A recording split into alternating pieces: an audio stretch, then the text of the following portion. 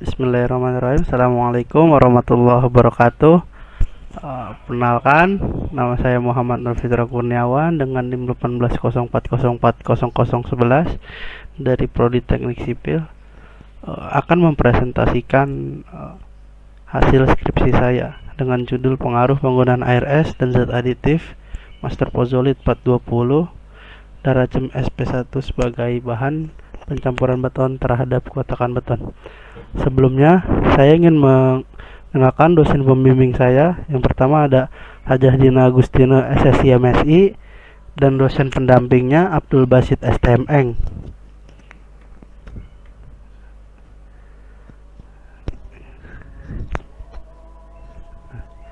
Pada bab 1 itu ada penjelasan latar belakang, tujuan penelitian, dan batasan penelitian.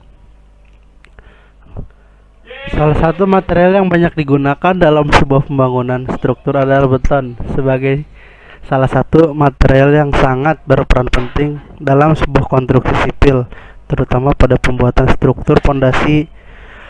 Dengan berkembangnya rekayasa teknologi, beberapa ide telah dilakukan untuk meningkatkan mutu beton sedemikian rupa sehingga istilah-istilah seperti beton bertulang, beton pacetak, dan beton kedap air sebagaimana tertuang dalam dokumen SNI 03-2914 tahun 1992 tentang spesifikasi beton bertulang kedap air. Nah, contoh pada beton bertulang ini yang kedap air itu bisa dilihat pada bangunan bendungan, ada basement dan kolam renang.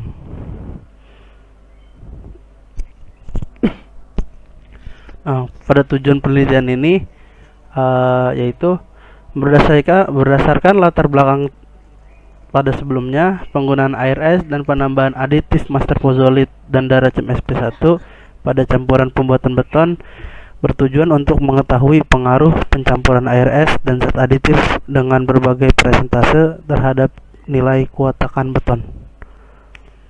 Pada batasan masalahnya, pertama ada kuatakan rencana beton sesuai dengan SNI 7394 tahun 2008 dengan mutu FC 24 MPa dan nilai SLAM tes 12 ± 2 cm. Yang kedua ada rujukan perencanaan pembuatan beton kedap air mengacu SNI 032914 tahun 1992 yaitu spesifikasi beton bertulang kedap air. Yang ketiga, bentuk benda ujinya silinder dengan diameter 15 cm dan tinggi 30 cm. Yang keempat, ada pengujian yang dilakukan pada penelitian ini yaitu SLAM tes dan kuatakan beton. Pada bab 2 itu terdapat landasan teori. Pada landasan teori ini, air adalah musuh utama pada beton. Meskipun beton memiliki daya tekan kuat terhadap hentakan mobil dan truk, namun air dapat memecahnya. Perembasan celah-celah terkecil dari beton dapat merusak tulangan yang ada pada beton dan akan mengakibatkan korosi pada besi. Selanjutnya ada Master Pozolit dan Daracem SP1, yaitu sebuah zat aditif yang ditambahkan dalam penelitian ini, di mana Master Pozolit memenuhi persyaratan ASTMC 494 dengan tipe B dan D, dan Daracem SP1 memenuhi persyaratan ASTMC 494 tipe A dan F. Yang ketiga ada bab metodologi penelitian.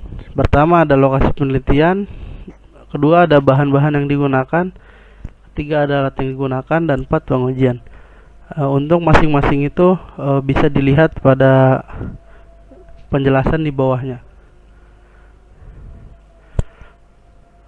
Lanjut di bab 4 hasil dan pembahasan. Nah, pada hasil dan pembahasan ini ada variasi sampel beton. Yang pertama ada beton normal atau disingkat dengan BN. Yang kedua ada beton kedap air 0,001 atau disingkat dengan BKA 0,001.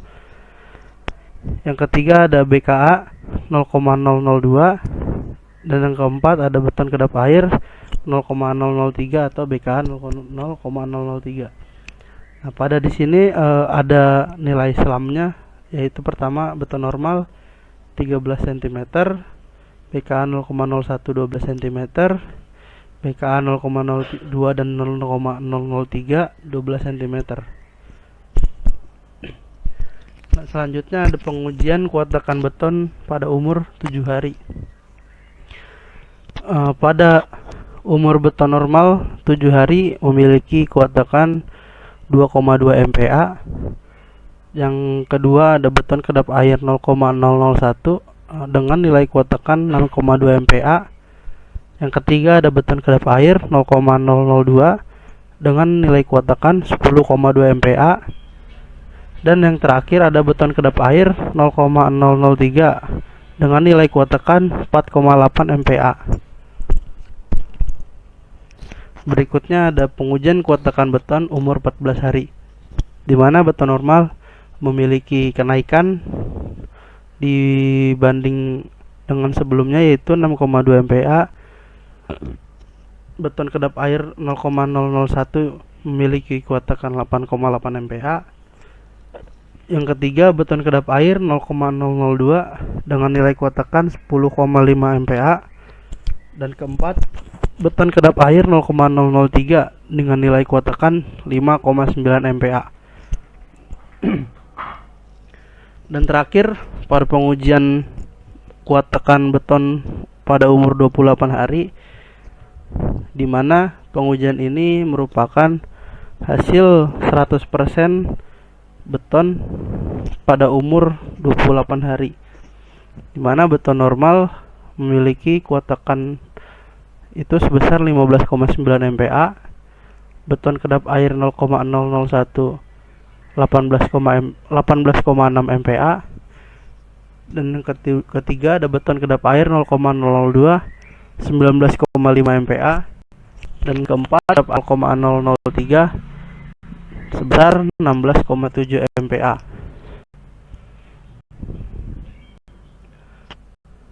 Berikutnya bab 5, kesimpulan dan saran. Pertama, kesimpulan. Berdasarkan data yang sudah didapat, penyerapan air yang diserap oleh beton dengan persentase terkecil atau terendah dimiliki pada beton dengan variasi beton kedap air 0,001 atau BKA 0,001 dengan nilai penyerapan air sebesar 1,1%. Yang kedua, berdasarkan hasil pengujian kuat tekan beton, beton yang memiliki nilai kuat tekan paling tinggi atau paling maksimum dimiliki pada beton kedap air 0,002 atau BKA 0,002 dengan nilai kuat tekan beton 19,5 MPa. Ketiga, berdasarkan hasil pengujian kuat tekan beton, bisa dilihat dari nilai yang dihasilkan pada saat pengujian bahwa terjadi penurunan nilai kuat tekan beton dengan variasi BKA 0,003 dibandingkan dengan variasi BKA 0,001 dan BKA 0,002. Hal ini disebabkan karena sifat dari zat aditif itu sendiri yang memiliki sifat memperlambat waktu pengeringan sehingga menyebabkan beton tersebut belum kering menyeluruh. Keempat, berdasarkan pedoman SNI 7394 tahun 2008 tentang tata cara perhitungan harga satuan pekerjaan beton untuk konstruksi bangunan gedung dan perumahan, pencapaian pengujian kuat tekan beton tertinggi pada penelitian ini awalnya mengacu pada mutu beton K275 atau FC 24 MPa. Akan tetapi, hasil pengujian kuat tekan beton yang sudah dilakukan kepada beton 0,002 masuk ke dalam mutu beton K225 atau FC 19 MPa. Terakhir, saran. Pertama, berdasarkan hasil penelitian, didapat nilai yang dibutuhkan dengan variasi beton menggunakan air es dan tambahan zat aditif master pozzolit 420 dan daracem SP1 0,003% memiliki nilai kuat tekan yang rendah dibandingkan dengan variasi campuran beton master pozzolit 420 dan daracem SP1 0,001%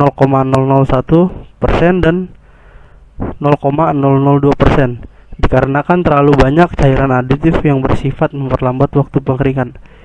Kedua, perlunya dilakukan pengujian yang lebih banyak, antara lain pengujian agregat, kasar, dan halus. Kedua, ada pengujian kuat lentur beton dan pengujian kuat tarik pada beton. Ketiga, menyarankan pada penelitian selanjutnya untuk menggunakan semen OPC tipe 2 yang memenuhi kriteria SNI 204 tahun 2015 dan dapat diperuntukkan untuk konstruksi yang lebih spesifik, letaknya di pinggir laut, dermaga, dan bendungan, karena pada penelitian ini menggunakan semen PCC dengan tipe 1. Sekian, terima kasih. Wassalamualaikum warahmatullahi wabarakatuh.